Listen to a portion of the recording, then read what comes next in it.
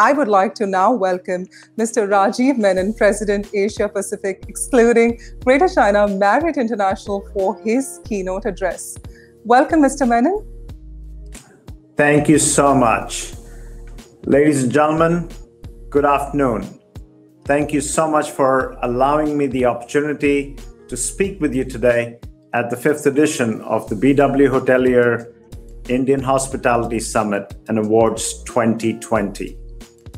India's tourism industry continues to play a critical role in the country's economic prosperity, and it's great to see so many distinguished leaders and tourism professionals at this event. Let me begin by applauding BW Hotelier's efforts as they organize the largest 5-day virtual summit through these difficult times. These are truly tough times, and it takes a great amount of effort to pull such a show together. So congratulations to BW Hotelier. There is an esteemed panel of speakers who I'm sure will share great insights and learnings over the course of these 5 days. And to me, it's also heartening to see the industry coming together, especially during these tough times, to recognize top talent and create a sense of optimism and hope for millions of folks who are employed in the world of travel and tourism. I believe that there is a silver lining in every crisis, and as long as we continue to recognize the opportunities, I am confident that the industry, we will come stronger out of this crisis. When we talk about COVID-19, it is important to remember that this is a humanitarian crisis, first and foremost, with over 25 million people infected and close to 850,000 deaths globally. And the effects have triggered a severe economic crisis, which has impacted our industry like never before.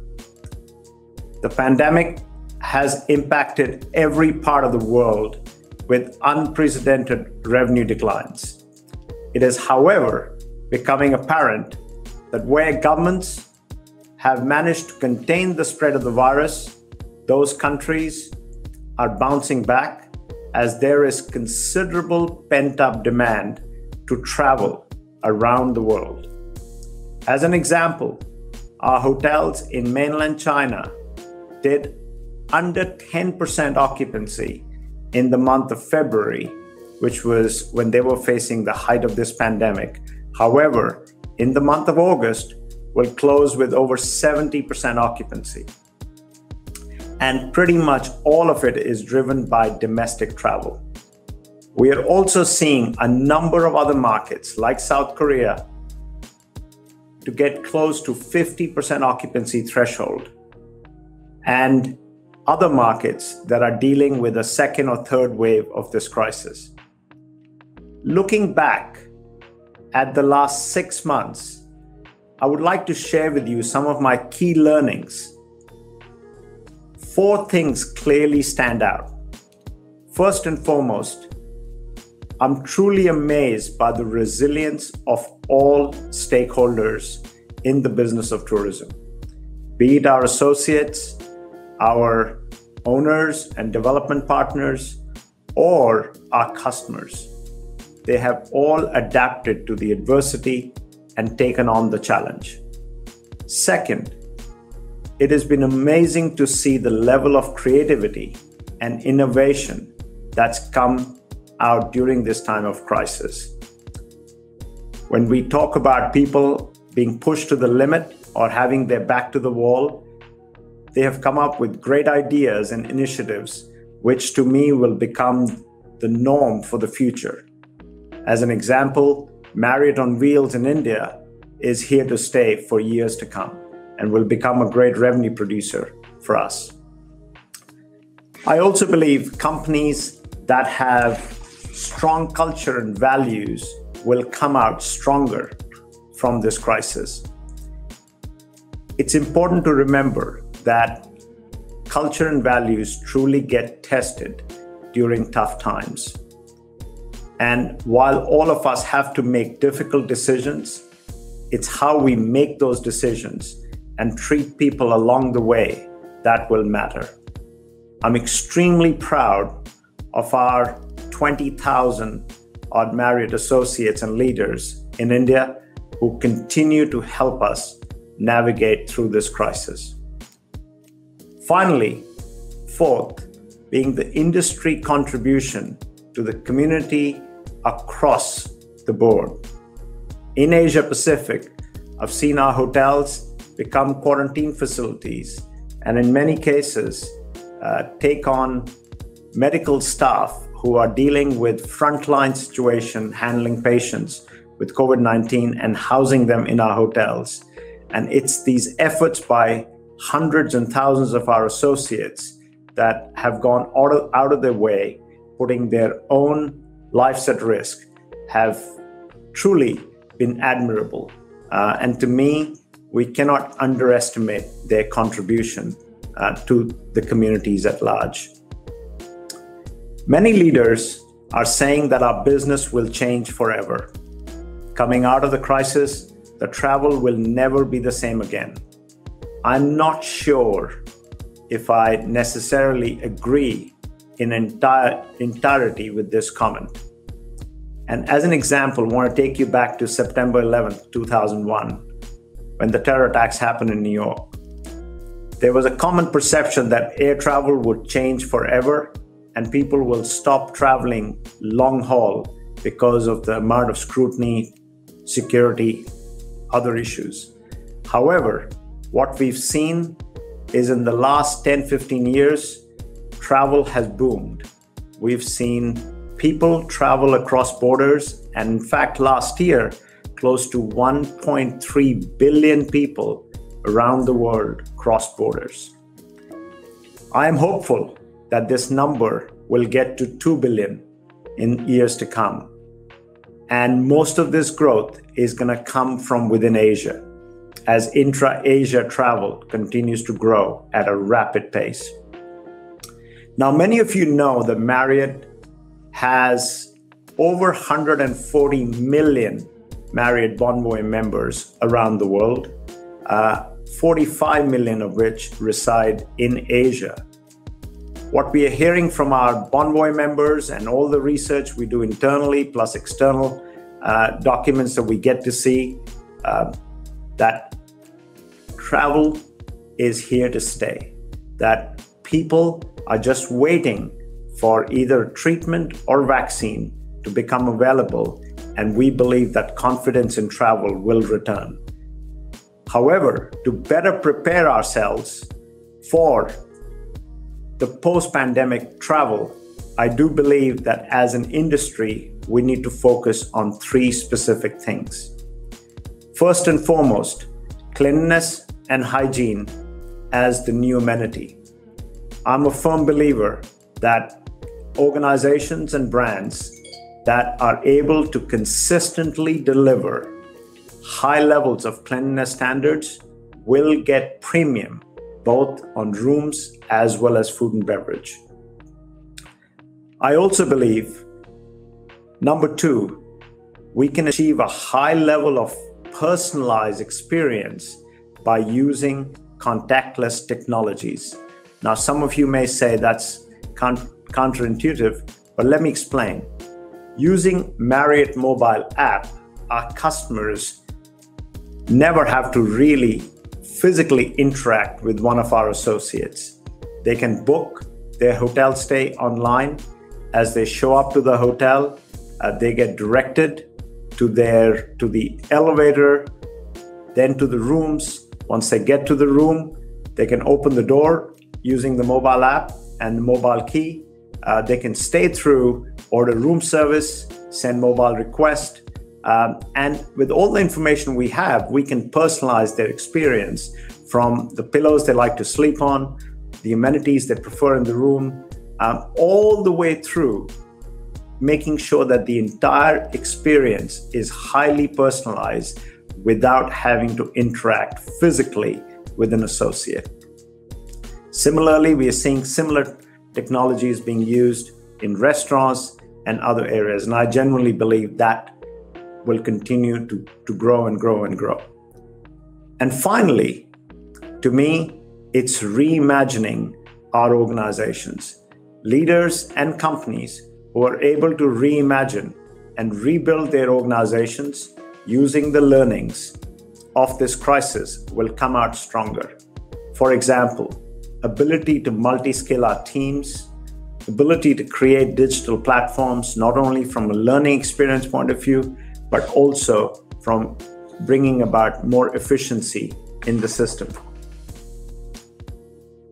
As I mentioned earlier, that we are seeing green shoots of business around the world.